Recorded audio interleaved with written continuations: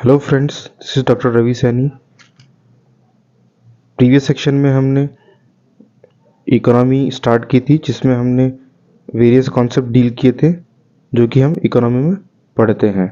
उसके बाद में कुछ हिस्टोरिकल एस्पेक्ट्स हमने डील किए थे कि जब रेनेसा में लिबर्टी, इक्वलिटी, फ्रेटर्निटी वाले थॉट्स डेवलप हुए तो उनके बैकड्रॉप में कौन से इकोनॉमिक मॉडल डेवलप हुए, जिसमें कैपिटलिज्म और कम्युनिज्म मॉडल हमने डिस्कस किए थे, उनके स्पेसिफिक कैरेक्टर्स हमने डील किए। उसके बाद में हमने डिमांड एंड सप्लाई के बारे में कुछ बेसिक कॉन्सेप्ट्स पढ़े कि कैसे अगर डिमांड ज़्यादा होती है तो इन्फ्लेशन उसमें कैसे इंक्रीज होता है, और अगर सप्लाई डिमांड से ज़्यादा होती है तो कैसे डिफ्लेशन इंक्रीज होता है। आज हम उसी पार्ट को कंटिन्यू करते हैं। Now various factors affecting demand, वो फैक्टर्स जो कि डिमांड को इफेक्ट करते हैं, जैसे कि prices of goods and services. अगर वस्तु और सेवाओं के मूल्य ज़्यादा होंगे तो उनकी डिमांड कम हो जाती है, और अगर उनके मूल्य कम होते हैं तो उनकी डिमांड बढ़ जाती है। दूसरा जो फैक्टर है वो है इनकम ऑफ कंज्यूमर्स। अगर जो उपभोक्ता हैं, अगर उनके पास ज़्यादा इनकम होती है तो वो डिमांड भी ज़्यादा हो जाती है, और हाई क्वालिटी जो गुड्स हैं उनकी डिमांड भी ज़्यादा हो जाती है, बिकॉज इनकम बढ़ने से अब वो ज़्यादा महंगे उत्पाद भी खरीद सकते हैं। नेक्स्ट जो फैक्टर है वो है पॉपुलेशन। पॉपुलेशन अगर बढ़ेगी तो डेफिनेटली डिमांड भी बढ़ती है। नेक्स्ट फैक्टर है choice and interest of an individual. ज़रूरी नहीं है कि प्रत्येक व्यक्ति एक ही तरीके के उत्पाद खरीदे। सभी के पास फ्रीडम होती है कि वो अपने अपने ज़रूरत और पसंद के अकॉर्डिंग जो है उत्पाद या सेवाएं ले सकते हैं। Next is the related goods, जिसमें हम दो कैटेगरी पढ़ेंगे, कॉम्प्लीमेंट्री गुड्स और सब्स्टिट्यूट गुड्स।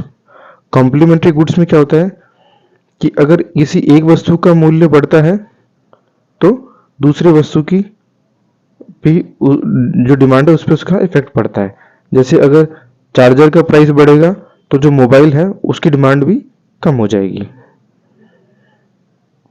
नेक्स्ट जो है वो है सब्स्टिट्यूट गुड्स। अगर किसी एक वस्तु का मूल्य बढ़ जाता है तो लोग उसी से संबंधित दूसरी वस्तु की तरफ ज़्यादा आकर्षित होते हैं। जैसे कि अगर कॉफ़ी का प्राइस बढ़ेगा तो लोग जो है, जो चाय है वो उससे कम प्राइस में अवेलेबल होती है तो उसकी डिमांड बढ़ जाएगी। Then next factor is future price expectation. देखिए मार्केट में क्या है कि हमेशा एक फ्यूचरिस्टिक थॉट हमेशा रहता है कि भाई फ्यूचर में इस वस्तु का प्राइस बढ़ सकता है या कम हो सकता है, तो ये फैक्टर भी डिमांड को प्रभावित करते हैं। नेक्स्ट जो है एडवर्टाइजमेंट। देखिए डेफिनेटली एडवर्टाइजमेंट जो है वो एक डिमांड क्रिएट करने में डेफिनेटली हेल्प करता है। सो एडवर्टाइजमेंट का भी डिमांड पे इफेक्ट होगा। Now various types of demand. Demand जो है वो कितने टाइप के होते हैं। पहला जो है direct demand. Direct demand means जो कि कंज्यूमर या उपभोक्ता के द्वारा डायरेक्टली इंक्रीज की जाती है। जैसे कि जो उपभोक्ता है वो किसी वस्तु की डिमांड या किसी सेवा की डिमांड करता है तो ये डायरेक्ट डिमांड की कैटेगरी में आएगा। ऑन दी अदर हैंड अगर जो कैटेगरी है वो है इनडायरेक्ट डिमांड, जिसमें कि प्रोड्यूसर और सेलर के द्वारा जो है जो इंटरमीडिएट गुड्स और सर्विसेज होते हैं, जो कि फाइनल गुड्स और सर्विसेज को प्रोड्यूस करने के बीच में जो कुछ कारक होते हैं, तो उनकी वजह से जो डिमांड जनरेट होती है वो इनडायरेक्ट डिमांड होती है। नेक्स्ट जो है वो जॉइंट डिमांड है, जब दो या दो से अधिक उत्पाद और सेवाओं की डिमांड एक साथ होती है। कॉम्पिटिटिव डिमांड, जो कि कंपटीशन की वजह से डेवलप होती है। The next is composite demand.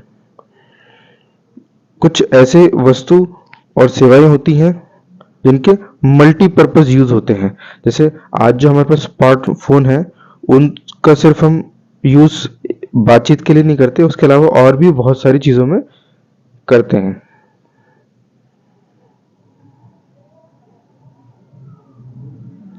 हमने डिमांड के वेरियस फैक्टर्स देखे जो डिमांड को प्रभावित कर रहे थे, और डिमांड के हमने डिफरेंट टाइप्स देखे।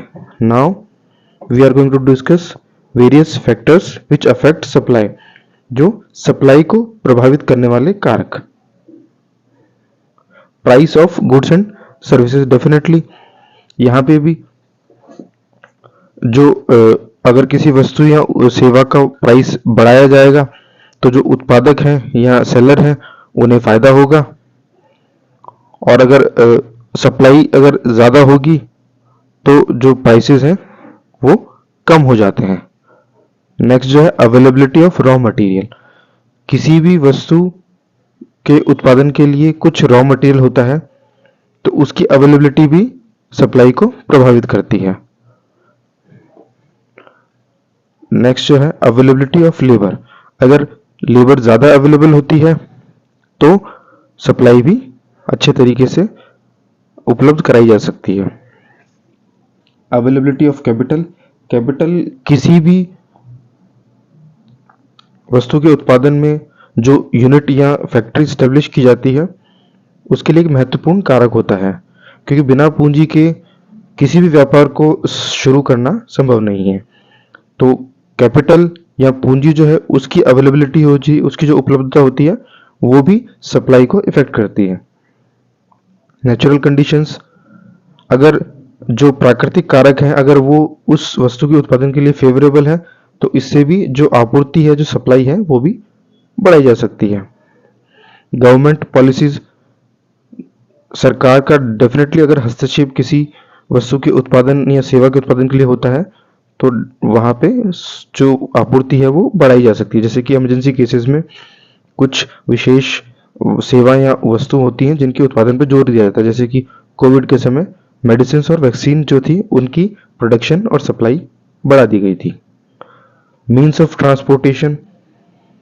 जैसे जैसे ट्रांसपोर्टेशन जो है उनमें इम्प्रूवमेंट आ रहा है, जैसे कि पहले कुछ ट्रेन या इस तरीके की ही ट्रांसपोर्टेशन अवेलेबल थे, अभी हवाई सेवाएं जो कि काफ़ी जल्दी से सामान को पहुंचाने में हेल्प करती हैं, तो वो सब फैक्टर भी जो है, ट्रांसपोर्टेशन अगर फास्ट होगा तो सप्लाई भी अच्छे से हो पाएगी। टेक्नोलॉजी। जैसे जैसे टेक्नोलॉजी के साधन उपलब्ध हो रहे हैं उस तरीके से सप्लाई भी बढ़ाई जा सकती है, जिसमें आईटी जो है, इंफॉर्मेशन टेक्नोलॉजी, काफ़ी मददगार साबित हो सकती है। Nature of goods.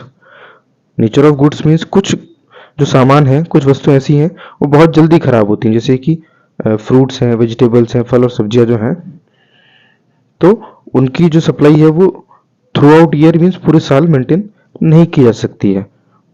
और दूसरी तरफ जो वस्तुएं बहुत जल्दी से खराब नहीं होती हैं उनकी सप्लाई हम साल भर आसानी से मेंटेन कर सकते हैं।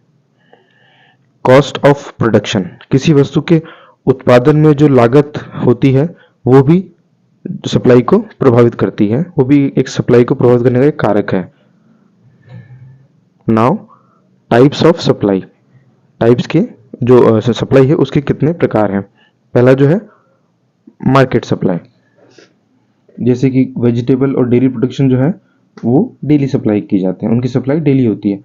शॉर्ट टर्म सप्लाई, जिसमें वो वस्तु या सेवाएं उनकी सप्लाई की जाती है जो कि एक शॉर्ट टाइम के लिए डिमांड में है। लॉन्ग टर्म सप्लाई, वो सेवाएं या वस्तुएं जिनकी डिमांड लंबे समय तक रहती है। जॉइंट सप्लाई में कुछ ऐसी वस्तुएं होती हैं जिसमें एक या एक से अधिक वस्तुओं की सप्लाई एक साथ की जाती है, जैसे कि क्रूड ऑयल से डीजल, पेट्रोल सभी बनाए जाते हैं।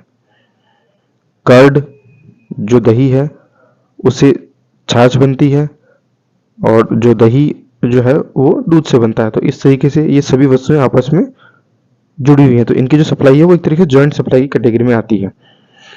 कॉम्पोजिट सप्लाई मीन्स एक ही चीज, ये एक ही वस्तु या सेवा के उत्पादन के लिए बहुत सारे कारक होते हैं, जैसे कि इलेक्ट्रिसिटी हम कोल से भी प्रोड्यूस कर सकते हैं, सोलर से भी प्रोड्यूस कर सकते हैं, हाइड्रो प्रोजेक्ट्स जो होते हैं उनसे भी प्रोड्यूस कर सकते हैं, अभी जो नई टेक्निक्स आ रही है उनमें बायोमास और विंड से भी हम अच्छे से इलेक्ट्रिसिटी प्रोड्यूस कर सकते हैं। तो ये जो कैटेगरीज हैं वो कंपोजिट सप्लाई में आती हैं।